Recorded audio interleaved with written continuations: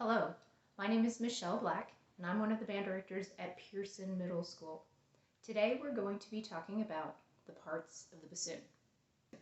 As you can see, both me and my bassoon are sitting on the floor, and the reason why we're doing that is because if it falls, there's not very far for us to go. So we're going to keep it on the floor for a while until we're really comfortable with the instrument. So first step is making sure that I open up the case the correct side up. If I open it up upside down, all the pieces are going to go tumbling, and that's going to be really bad. My bassoon's going to get damaged. So I know this is the top of my bassoon because it has the little emblem on the case right here on top. My case also has a pouch on the top. Your case may look totally different than mine, but just look for some of those indicators that you know which side is up on your bassoon. So I'm going to open my case up. And this is what it looks like.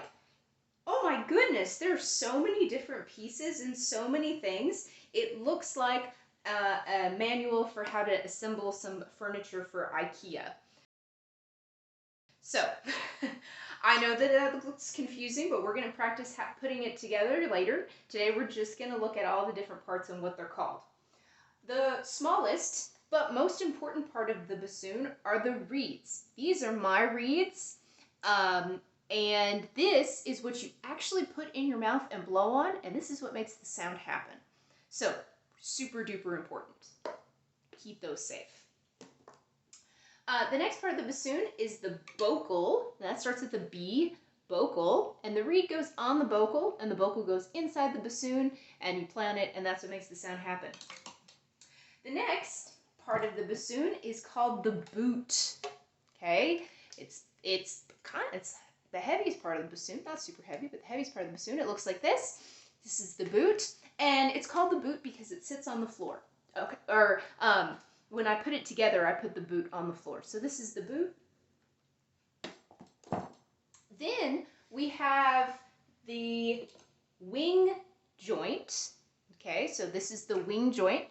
Some people may call this the tenor joint. Okay, it's the same thing. This is the wing joint. And the wing joint has a really important key on it. This key right here is called the whisper key. And this key is very, very delicate, and it is also really, really important for making a lot of the notes on the bassoon work. So you have to be really careful about this whisper key right here.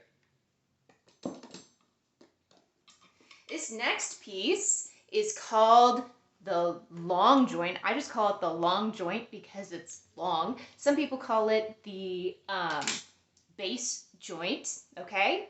Same thing. You can call it either one. And so this is the long joint right here. Okay, this goes on the side. And then this is the bell. Okay, this goes on the top of the bassoon. This is the bell of the instrument. Now there's another part.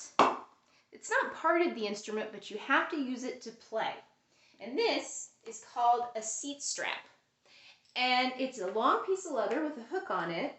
And when I play my bassoon, I'm actually going to sit on this. This hooks onto the bassoon, and I'm going to sit on this. And that's what holds it up, because if it doesn't hold it up, oh my goodness, my hands would get so tired. My arms would get so tired. And so the seat strap is going to help us with that and help us make sure that we can play our instrument safely and comfortably. And that's it. Let's review what we learned today. The parts of the bassoon are the reed, the bocal, the boot, the wing joint or tenor joint, the long joint or the bass joint, and the bell. I hope you enjoyed learning about the parts of the bassoon today. I know it's a lot to remember, but the more you practice knowing what the names of the parts are, the better you'll be at remembering. So good luck, have fun, and practice.